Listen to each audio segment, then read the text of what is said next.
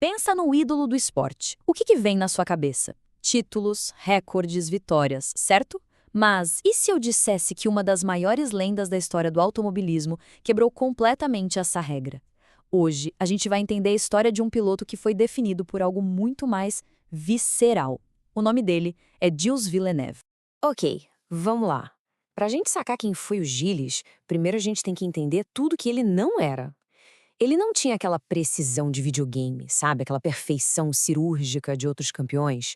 A tática dele também não vinha de uma planinha ou de horas e horas de análise.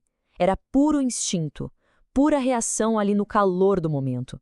A estratégia era uma só: sentir o carro e atacar. Na verdade, a palavra cuidado parecia nem existir no vocabulário dele. Segurança? Isso aí ficava em último lugar na lista de prioridades quando ele colocava o capacete. E é aqui que a história vira.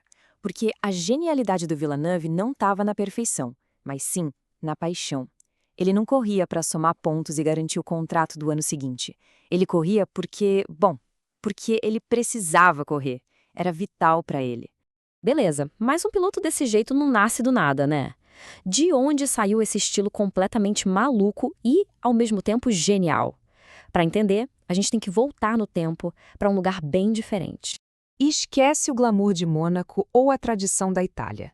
O talento do Gilles foi, literalmente, esculpido no frio congelante do Canadá, bem longe dos holofotes. E o segredo está todo aqui, neste slide. Antes de sonhar com a Fórmula 1, ele era o rei das corridas de snowmobile. Agora pare e pensa. Pistas de gelo, totalmente imprevisíveis. Foi ali que ele aprendeu a dançar com o caos, a controlar o que parecia incontrolável. E quando ele finalmente desembarcou na Fórmula 1, ele trouxe na bagagem todo aquele gelo e a fúria dos snowmobiles. Ele não tentou se encaixar no molde do piloto perfeito. Não, ele chegou chutando a porta e forçou todo mundo a olhar para ele. Essa comparação aqui resume tudo.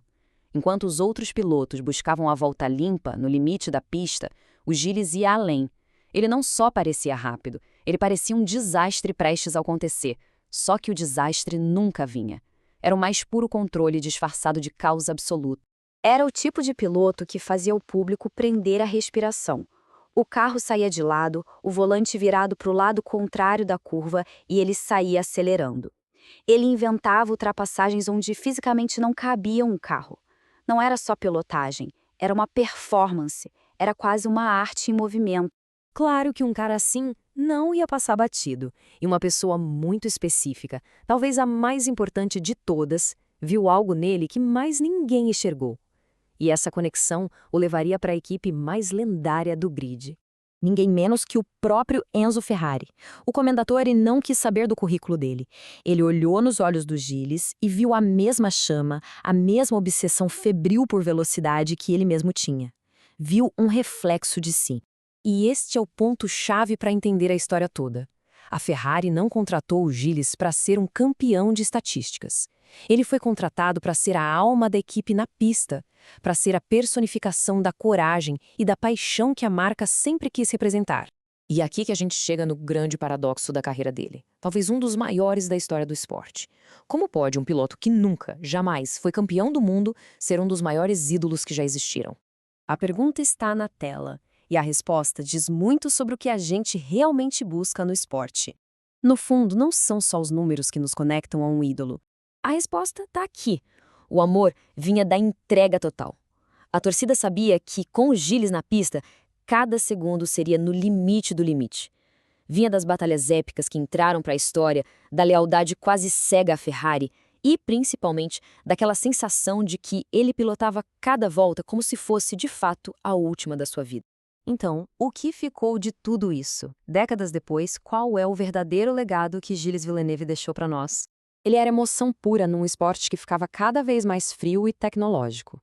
Numa era de túneis de vento e telemetria, Gilles era o coração batendo descontroladamente dentro da máquina.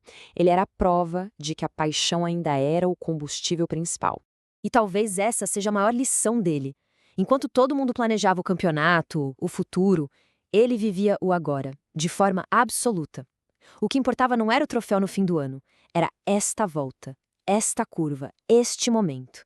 E essa urgência de viver o presente é o que o tornou imortal. No fim das contas, a história de Gilles Villeneuve é a prova definitiva de uma coisa: De que as maiores lendas não são feitas só de troféus. Algumas são forjadas na mais pura coragem. e, acima de tudo, na paixão. É essa a contradição que o faz ser tão inesquecível. Gilles Villeneuve nunca foi campeão do mundo, mas será eternamente lembrado. Porque no panteão do esporte, a paixão às vezes vale muito mais do que qualquer coroa.